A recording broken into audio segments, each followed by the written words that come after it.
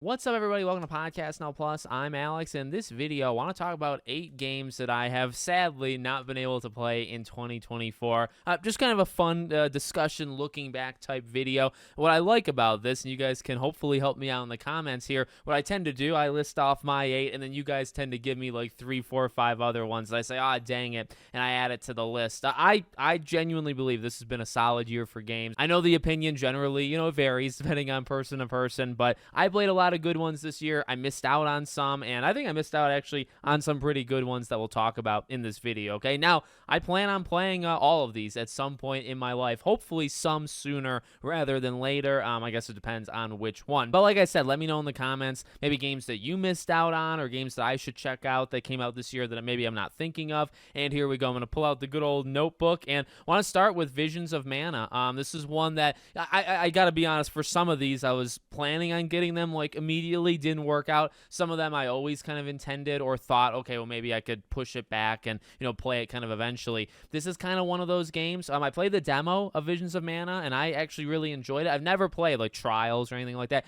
never did any of that, so I definitely want to get into this franchise. It kind of hurt, especially what happened with the studio, and they had all those layoffs. I think it happened like the day the game came out or like the day before. It was pretty sad, and I liked what I played from the demo, so one day I will attempt to play the entire game. But when you have other JRPGs, I think in my heart and in my mind ahead of it, it makes it have to wait a little bit longer. Epic Mickey is one. Now this is one that I'm going to put on the list, but as we speak, probably like 3 weeks from now, I am going to play it. I actually got the game physically over there. It's on my shelf. Got it physically from Best Buy on Black Friday when it was, I think, $40 down from $60.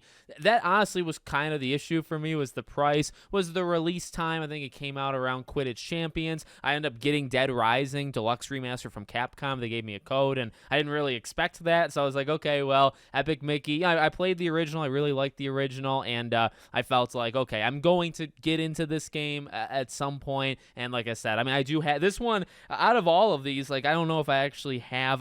There's maybe one other one that I physically have here as well, but Epic Mickey, it's right there. I just have to put it in the console and actually hit play. Okay, number 3 is Dragon's Dogma 2. This is one that I don't really know what happened to Dragon's Dogma this year. I'm not educated on it. I did play the first game. I really liked the first game, but I don't know enough about the second game, and I obviously didn't play it. So I don't want to lead you astray, or I don't like talking about things that I just don't have any connection with, in the fact again that I didn't play it. But I don't know what happened. Like, the game came out, it had all this love like initially, and I feel like it lasted for like a week. And I don't like to be that guy, because there's some people out there that talk about, what happened to this game? It had excitement for like a day and then it didn't. And in reality, that's just not true. But for Dragon's Dogma, I don't know. I have a pretty good pulse on the industry, do I not? I kind of feel like I do. I feel like people also backtrack. Like, I saw journalists that gave the game high scores backtrack like a week or two later and say like, yeah, I wouldn't have given it now. And it's like, what are you talking about? You just gave it a 9. So I'm not saying like the game's terrible or anything, but it's honestly, in my opinion, it's one of the weirder games of this year, because it also sold so well. Like, it's constantly in like the top 5, top 6 of the charts, and it's probably going to end the year top 10 best-selling games of the year. And it's going up against games that came out this year and of all time. Like, Hogwarts Legacy still does well on that list and stuff. Dragon's Dogma is doing good, and it's done good ever since it came out. So people are playing it. It just doesn't feel like anybody has talked about it, or that it made like a long-lasting like impact on people. I don't know. Maybe I'm just not in like the right circles to see it. And I got to be honest, like, that has diminished my feel on it. And I guess to explain that just really quickly, more like it's diminished how quick I want to get to the game. Because like when the game first came out, there was the desire. I think there was just other games that were out at the same time, or I was busy doing other things. And then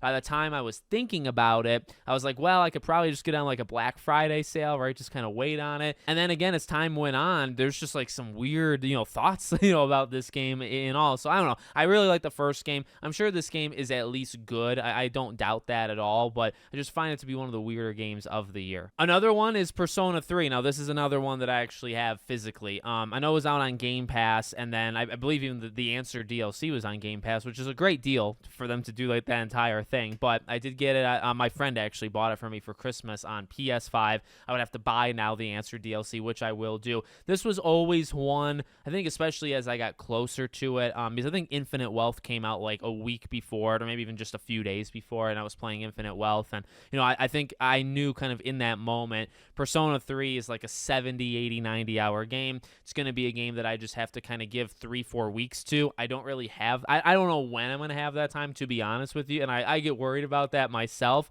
but that's really what it's going to take. It's going to take like 3 good weeks where I just put myself into Persona 3. I will do it. I really will do it, but I knew I wasn't going to do it kind of right away, and so here we are. Next up is, I think, the most recent game out of all of these games is Stalker 2. This is one that I do want. I mean, it's on Game Pass, so I mean, I can just kind of pick it up whenever. I don't know. The last couple of weeks, they've been busy. I've been focusing kind of on other things. I'm actually trying to catch up on Metaphor, hence why I didn't get into like the Slitterheads or things like that, which that's actually on the list too.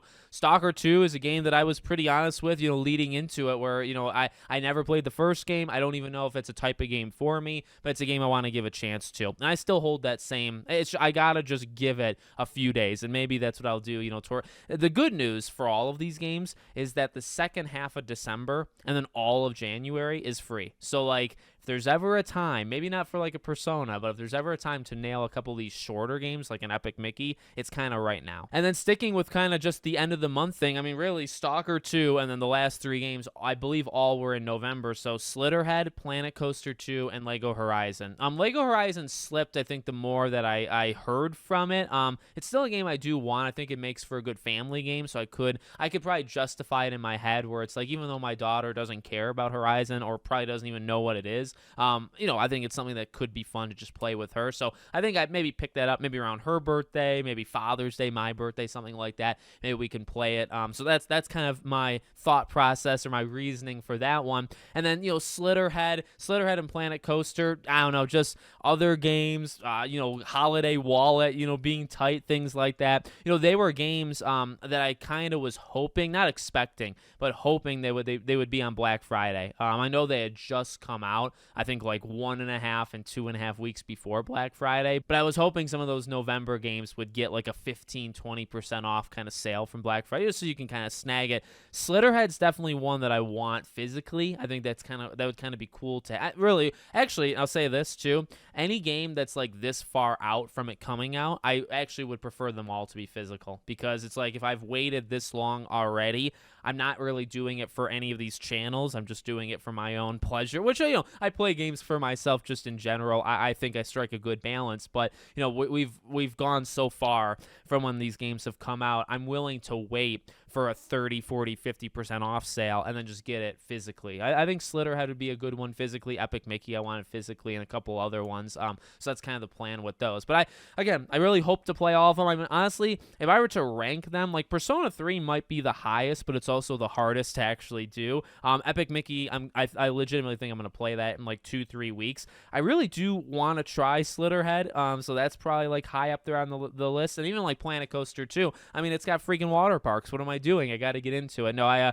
Planet Coaster 2 is a game I definitely will also get. I think I'm going to get all of these games if I don't already have them. 2 of these 8 I literally have right next to me, and I just haven't put them in yet. The other ones I want to add to that. The only one I think would be like Visions of Mana. I don't know if I would need it physical, maybe preferred. And then Stalker I would just do through Game Pass. I don't really see the need there. So, the rest of them though, Dragon's Dogma, Slitterhead, Planet Coaster, Lego Horizon, I would kind of prefer to get those off physically. And again, like I said a few minutes ago, I'm kind of at the point where it's been long enough. I don't have like a time limit, to do anything on them. I'm just going to play them for myself and just to have them. So I think I can wait them out, get a deal. And honestly, that's something I think I've learned over this fall, is like, if I can be patient, which is hard for me, but if I can be patient, you wait a couple months, you can get these games for like not necessarily half off, maybe 20, 30, 40% off. I imagine Slitterhead by like the summer is going to be half off. And if I can pick that thing up physically for $30, I do that 10 out of 10 times, right? All it takes is a little bit of patience, something that I have not displayed that I have for like the last 6 years,